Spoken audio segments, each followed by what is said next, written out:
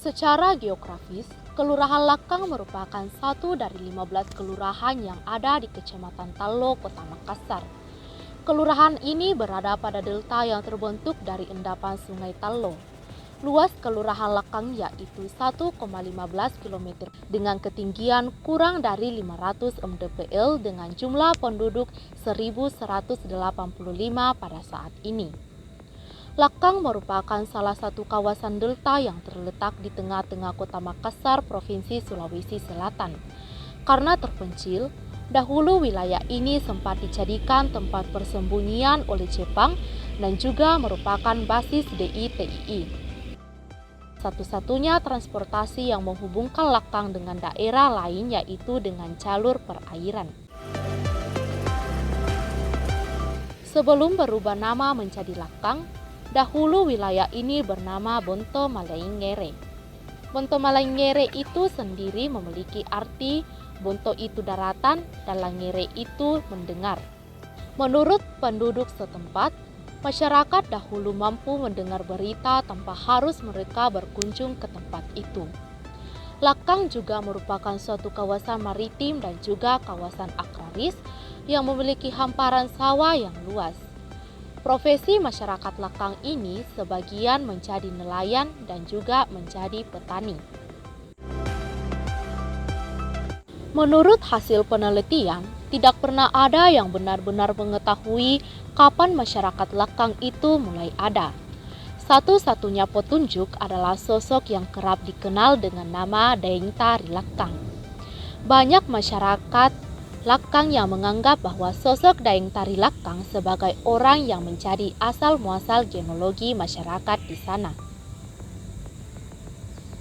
Namun, ada yang mengatakan bahwasanya Daeng Tari Lakang adalah pangeran yang tidak ingin memegang tahta dan pergi meninggalkan singgasananya yang kemudian menemukan Lakang sebagai tempat bermukimnya.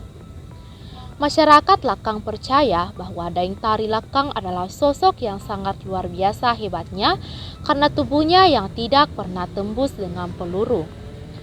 Dipercaya pula bahwasanya Daeng Tari Lakang membuat suatu pemukiman yang orang-orang di dalamnya adalah para keluarga dan keturunannya. Maka tidak mengherankan jikalau masyarakat Lakang mempunyai ikatan keluarga satu sama lain. Masyarakat Lakang masih sangat mempercayai kuatnya aura kesaktian dari sosok Daeng Tari Lakang tersebut.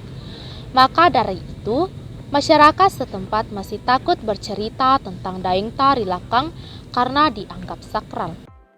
Kelurahan Lakang itu kalau ada letusan bom, tembakan pasti kedengaran.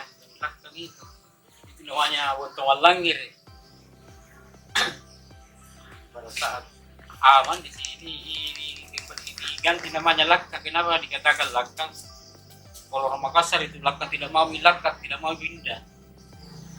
Terus di Lakang tidak mau di Lakang, tidak mau Lakang, tidak mau pindah. Nah, ini kata dekat. Biar artinya orang luar kawin masuk di Lakang tidak mau jadi kampungnya. Pasti kan di sini karena apa itu dibilang Lakang, tidak mau Lakang, tidak mau. Dari sudut pandang sebagai sebuah daerah atau tempat wisata sebenarnya. Meskipun demikian, Lakang juga atau Kelurahan Lakang juga ini menjanjikan banyak hal kepada peneliti, terutama tentunya para mahasiswa, mungkin para mahasiswa dari jurusan sejarah.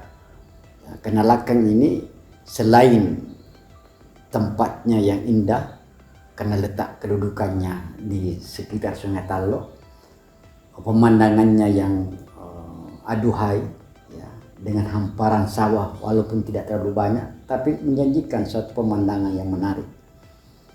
Bagi mahasiswa sejarah, Lakang dapat menjadi tempat mereka untuk mempraktekkan apa yang mereka dapatkan di kampus. Misalnya saja mereka mencoba untuk mencari misalnya bukan saja persoalan-persoalan sejarah di masa lalu, tapi juga hal-hal yang berkaitan dengan cerita rakyat misalnya, yang dapat menopang terbentuknya satu penceritaan tentang sejarah untuk mendukung kepariwisataan. Kita melihat bahwa banyak hal-hal yang barangkali menarik orang untuk kunjungi, bukan karena keindahannya, tapi juga karena cerita-cerita yang ada di baliknya. Dan Lakang adalah satu wilayah yang penuh dengan itu. Selain cerita-cerita rakyat, banyak juga cerita-cerita dari orang tua-tua yang tinggal di wilayah Lakang yang begitu banyak mengenal ataupun mengingat cerita-cerita di masa lalu, bukan persoalan pada cerita-cerita rakyat semata, tapi juga cerita-cerita sejarah yang diturunkan dari satu generasi ke generasi berikutnya. Jadi Lakang ya, yang juga sudah dijadikan sebagai wilayah wisata ataupun tempat wisata, barangkali dapat menjadi mahasiswa sejarah, dapat memberikan kontribusi untuk menopang wilayah ini menjadi tempat yang bersejarah dengan cerita-cerita yang ada di balik tempat ini. Bukan saja cerita tentang sejarahnya, tapi cerita tentang dongeng-dongeng dan mitos-mitos yang berada di baliknya. Karena kita tahu mitos dan dongeng juga punya kekuatan tersendiri untuk menjadikan satu tempat itu menjadi tempat yang favorit dan dikunjungi oleh banyak orang. Masyarakat Kelurahan Lakang memiliki aktivitas ekonomi di bidang agraris. Masyarakat mengandalkan sumber daya alam mereka untuk diproduksi, baik itu dijual ataupun untuk dikonsumsi pribadi. Keadaan geografis di Lakang cukup potensial pada bidang agraris, yaitu desa ini dikelilingi oleh sungai yang cukup luas dan dikelilingi pohon nipah. Selain itu, keadaan iklim dan curah hujan di Lakang mengikuti curah hujan sebagaimana wilayah di Indonesia pada umumnya. Potensi geografis ini menjadikan masyarakat Lakang mayoritas berprofesi sebagai petani dan penyimpang. Hasil bumi masyarakat Lakang berupa padi, jagung, nipah, ikan, udang, bambu, dan kayu jati. Sejak kedatangan Jepang di Lakang sekitar tahun 1940-an, mayoritas masyarakat sudah bekerja sebagai petani beras dan penyimpang ikan dan udang. Jangka waktu panen padi di Lakang berbeda dengan sawah-sawah yang ada di wilayah agraris pada umumnya yang menggunakan irigasi, sedangkan petani di Lakang hanya mengandalkan air hujan untuk sawah mereka. Oleh karena itu, jangka waktu panen persawahan di Lakang relatif lambat. Menurut masyarakat setempat, dari semua hasil bumi tersebut, baik itu dari sawah maupun empang, tidak sepenuhnya untuk dijual ke kota. Sedangkan beberapa di antaranya hanya menjadi konsumsi pribadi dan sebagian lagi untuk dibarter sesama warga. Menurut masyarakat setempat, pada waktu kedatangan Jepang di Bonto Molongere, reaksi masyarakat cukup terbuka atas kehadiran Jepang dikarenakan masyarakat takut dengan senjata yang dipegang oleh para prajurit Jepang. Dengan adanya hal tersebut, tidak berarti bahwa kependudukan Jepang di Bonto Molongere mengancam kehidupan masyarakat setempat. Hal ini dapat dibuktikan dengan pernyataan dari data yang ditemukan bahwasanya meskipun Jepang berada dalam situasi perang, tentunya mereka memerlukan bahan makanan untuk bertahan hidup. Tetapi dalam memenuhi kebutuhan tersebut, para tentara Jepang sama sekali tidak pernah mengambil hasil bumi masyarakat setempat. Mereka hanya menerima kiriman logistik dari rekan-rekannya untuk bertahan hidup. Hubungan antara Jepang dengan masyarakat Lakang terbilang cukup baik. Dapat dilihat bahwasannya proses pembangunan bunker Jepang di Lakang melibatkan masyarakat, walaupun hanya sebagai buruh panggul untuk mengangkut bahan-bahan pembuatan bunker. Dalam hal tersebut, masyarakat Lakang tidak dapat disebut sebagai pekerja paksa karena hal tersebut merupakan sebagai bentuk pekerjaan untuk memenuhi kebutuhan masyarakat. Setelah berakhirnya Jepang, kemudian masyarakat masa gerombolan. Dalam hal ini, masyarakat Lakang memiliki sifat yang terbuka terhadap gerombolan. Maksudnya mereka akan menerima siapapun sekalipun mereka adalah musuh. Hal ini terbukti saat masyarakat bersedia memberi makan kepada gerombolan. Humanis Mengabdi yang merupakan salah satu program kerja dari Himpunan Mahasiswa Departemen Ilmu Sejarah yang kali ini mengambil tema tentang sejarah desa. Jadi ada dua hal setidaknya yang penting dari kegiatan ini. Pertama adalah penelitian atau aplikasi langsung kegiatan mahasiswa di lapangan, terutama terkait dengan sejarah dan transformasi desa.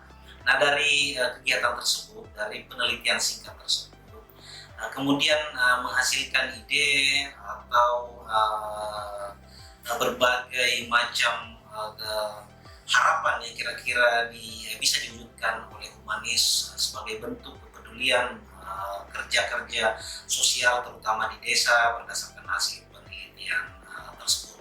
Nah, dengan kegiatan-kegiatan semacam ini yang kali ini mengangkat tema tentang sejarah desa, maka apa yang didapatkan oleh mahasiswa di ruang kelas, pengetahuan yang didapatkan mahasiswa di dalam ruang-ruang perkuliahan atau ruang pembelajaran, atau dengan membaca buku, diskusi di dalam kelas dan lain sebagainya, bisa diaplikasikan secara langsung di tengah-tengah masyarakat, di tengah-tengah kehidupan keseharian, di tengah-tengah kehidupan sosial dan lain sebagainya, sehingga harapannya pengetahuan sejarah itu bisa kemudian ditransfer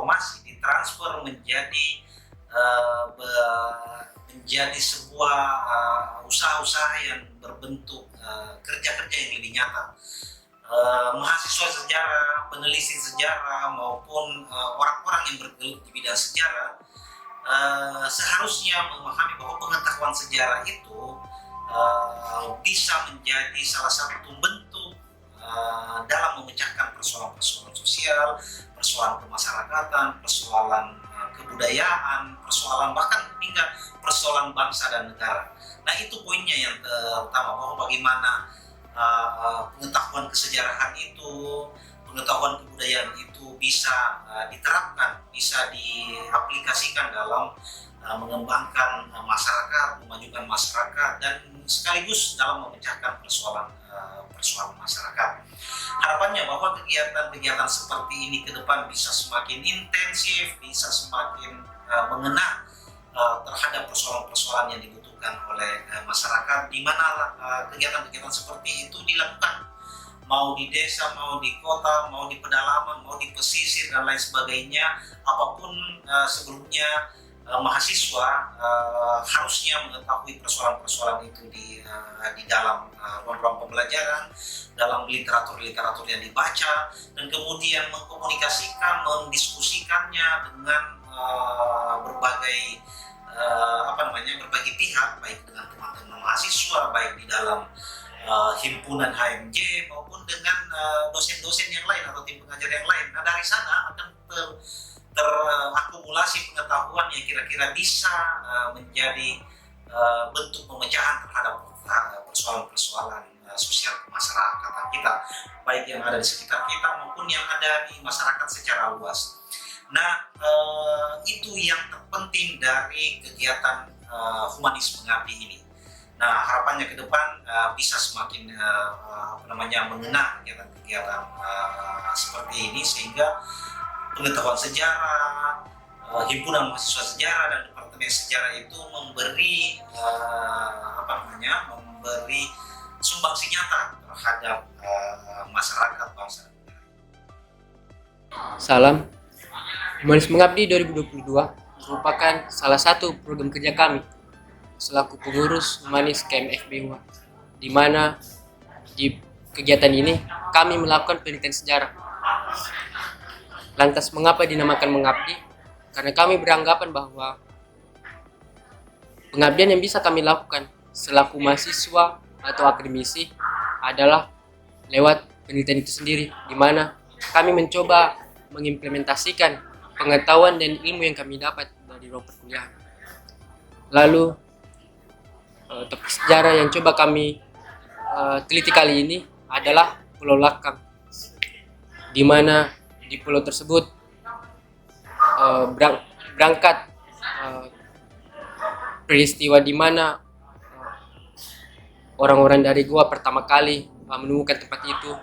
Lalu para tentara Jepang yang bermukim sementara dan membuat bunker. Lalu setelah itu pasca kemerdekaan datang gerombolan dari Khair Muzakkar selaku tentara DITII yang menetap sementara waktu di situ, lalu hingga kondisinya saat sekarang. Kami mencoba membantu mengumpulkan memori kolektif dari masyarakat Lakang yang ada di sana, bahwa seharusnya apa yang mereka ingat saat ini bisa ditulis dalam satu narasi sejarah dan bisa dinikmati dan diketahui oleh para cucu-cucunya nanti. Dan lain daripada itu, untuk masyarakat luas khususnya orang-orang Makassar, dan mungkin bisa juga menjadi sejarah dalam skala nasional.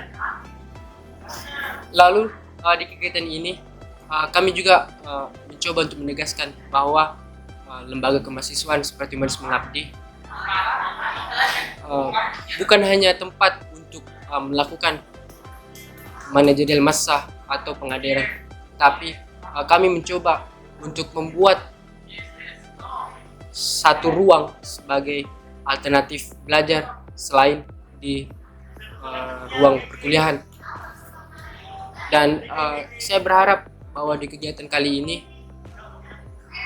kegiatan ini bisa lancar, dan apa yang kami coba lakukan ini semata-mata hanyalah kami mencoba untuk belajar, dan kami menurunkan itu kepada generasi setelah kami di Humanis nanti. Mungkin yang mau saya bilang selanjutnya adalah saya ingin mengucapkan terima kasih kepada banyak pihak yang telah membantu kami, teman-teman panitia, teman-teman peneliti, dan seluruh keluarga Humanis, lalu dosen-dosen kami dari departemen yang selalu memberikan kami bekal dalam penulisan. Lalu yang paling utama adalah para masyarakat yang ada di Lakang. Kegiatan ini kami dedikasikan untuk mereka yang ada di Pulau Lakang.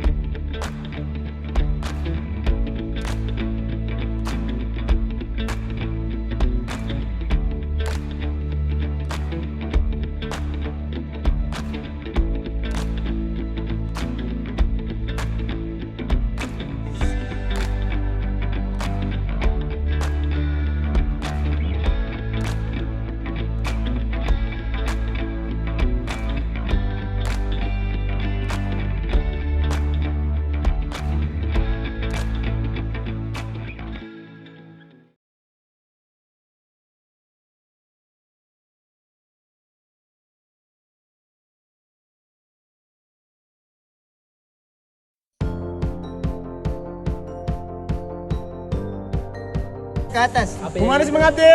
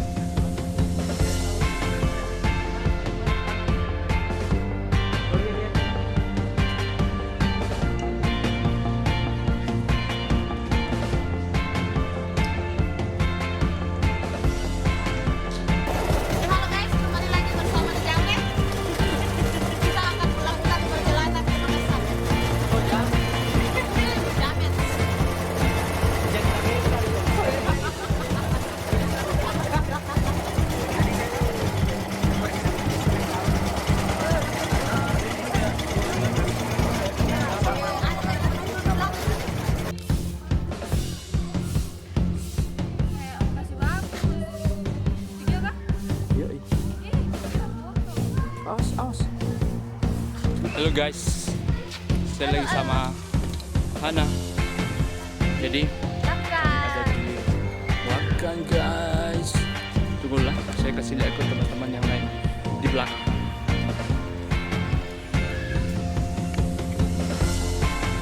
Halo Kakak Ferry.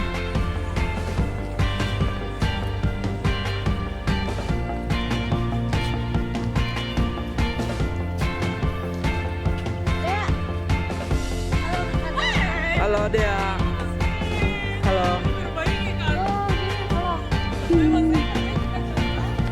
Jadi itu dia berjalan sama ayamnya. Siapa namanya? Kakak Udin. Ya asik bukan grup guys.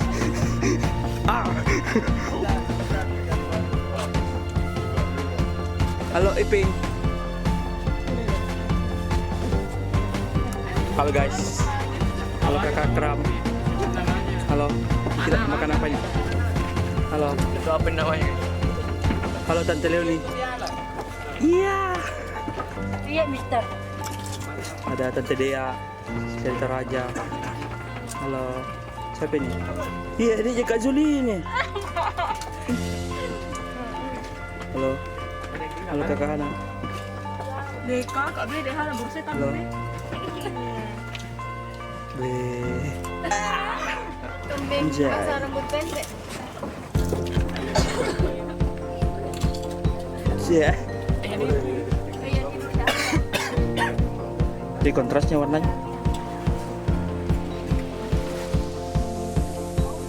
Nah ini yang bagus wawancarai. Kakak Ipin review dulu. Review dulu kehidupan hari ini. Kamu keren. Asik.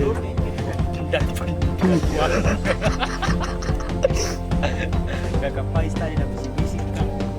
Keren. Keren. Blur mukanya.